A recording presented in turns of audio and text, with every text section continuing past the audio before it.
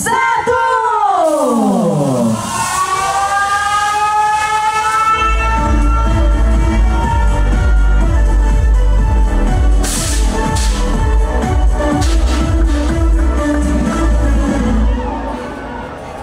dengan demikian telah resmi pembukaan Ras Nusantara Hebat, perayaan Rasa Nusantara. 20 menit lagi, rame banget. Mau lewat aja susah guys.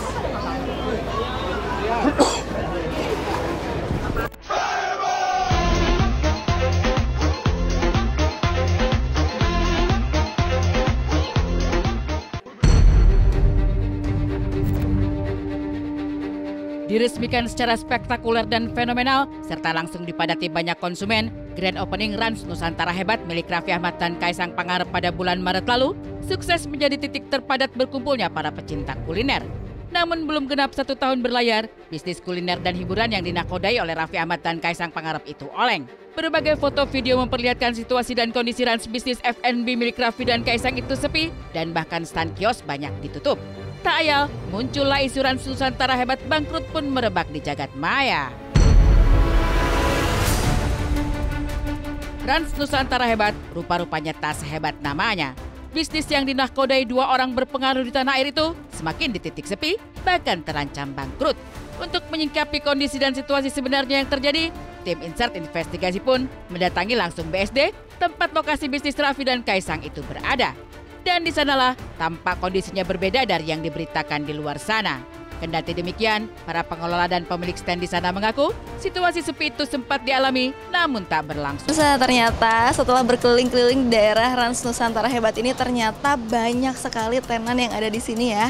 Dan memang luas sekali si daerahnya. Dan kita lihat di sebelah kiri sini pemirsa sudah ada stage ya, karena memang katanya hari ini juga ada event live musik yang dihadiri oleh para artis-artis terkenal. Yuk langsung aja kita lihat keseruannya seperti apa hari ini. Nggak begitu bener sih Kak, ya masih standar-standar aja, nggak sepi-sepi banget. Tetap ada yang berkunjung. Tetap ada aja. Ya mungkin kayak cuaca aja yang lagi, misalnya lagi hujan, itu biasanya sepi.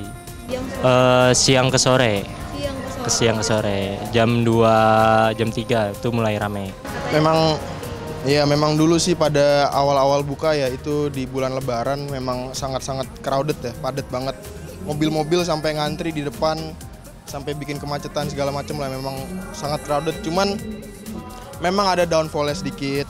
Cuman mungkin sekarang dengan event-event yang sudah mulai dibuat, mungkin kedepannya akan lebih baik lah.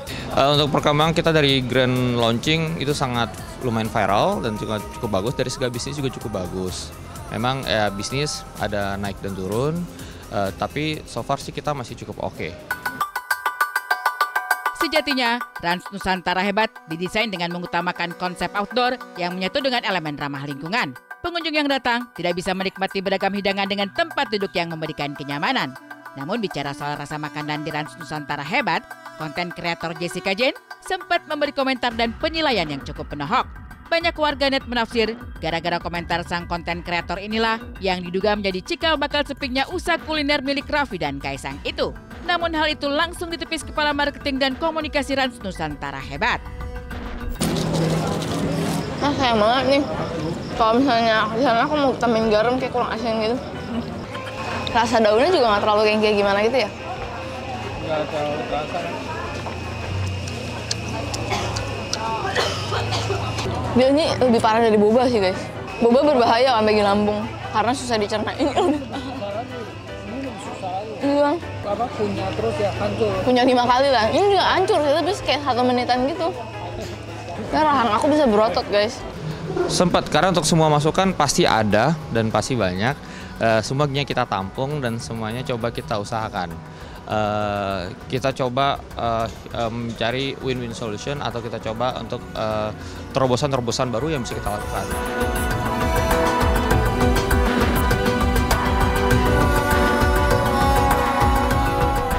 Seru banget, asik banget, gede banget juga, adem banget ya.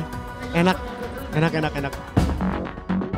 Meningginya sorotan miring terhadap Rans Nusantara Hebat mau tak mau menyeret Raffi kian dalam ketika muncul isu dugaan pencucian yang disorot oleh National Corruption Watch. Bagaimana mungkin Raffi yang selama ini dikenal sebagai Sultan Andara karena hasil dari kerja kerasnya syuting selama lebih dari 20 tahun, serta memiliki gurita bisnis sendiri, justru dituding sebagai penadah atau pelaku tindak pidana pencucian uang dari ratusan miliar rupiah milik para koruptor? Memangnya Raffi bisa sekriminal itu berambisi mengembangkan kekayaannya sehingga cara non-halal pun harus ditempuh dengan menampung uang haram milik para koruptor? Kecewa dan sedih berat dengan pengakuan yang tampaknya mengada-ngada, Raffi pun akhirnya angkat suara. Tindak pidana pencucian uang yang dilakukan oleh saudara Raffi Ahmad nilainya fantastis. Diduga ada sebanyak ada ratusan rekening yang dimiliki oleh saudara Raffi Ahmad ini merupakan kantong semar untuk mengelola uang-uang haram yang dimiliki oleh para terduga korupsi, bahkan sudah terdakwa korupsi yang masuk ke rekening Raffi Ahmad.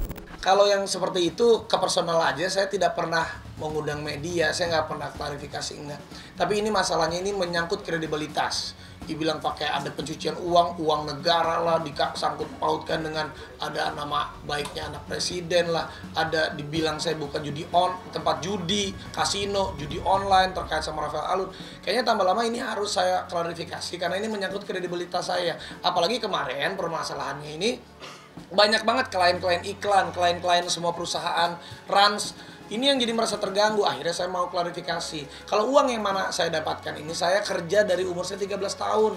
13 tahun sampai detik ini usia saya 37 tahun nih. Kita lagi ulang tahun tanggal 17 Februari nih ya, kasih kado. Makasih Bang. Mbak, umur kita sama? Tidak beda. 37 tahun saya kerja.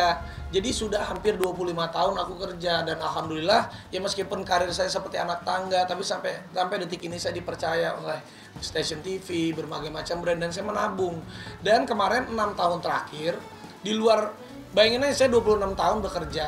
Kalau kita syuting ya 26 tahun bisa dikalkulasikan aja gitu berapa yang saya dapetin, ditambah kemarin saya bangun perusahaan Rans. Ya insya Allah sampai kapanpun juga saya tidak maulah untuk menjalankan ataupun pencucian uang seperti itu, tidak. Lembaga pengawasan korupsi yang menjunjung tinggi independensi bukan sekedar sensasi. Namun meskipun kecewa berat dengan adanya fitnahan yang dialamatkan kepadanya, Raffi cukup memahami kenapa tudingan tersebut baru dialamatkan kepadanya sekarang, bukan sejak dulu-dulu. Raffi menduga efek tahun politik cukup banyak melatari adanya tuduhan dari sang ketua lembaga pengawasan korupsi. Kendati demikian, publik pun dan pelaku bisnis di luar sana pun memahami bahwa namanya bisnis pasti selalu fluktuatif, termasuk sempat menurunnya performa Rans Nusantara Hebat. Akan tetapi, publik masih percaya bahwa Rans Nusantara bisa lebih maju ke depan dengan terobosan baik dari segi kuliner maupun event. Dari kisah Rans Nusantara Hebat yang diisukan lesu karena sepi pengunjung, seperti apa juga potret kuliner khas Timur Tengah, nasi biryani yang viral karena dijual langsung oleh orang Pakistan? Saksikan saat lagi hanya di Insert Investigasi.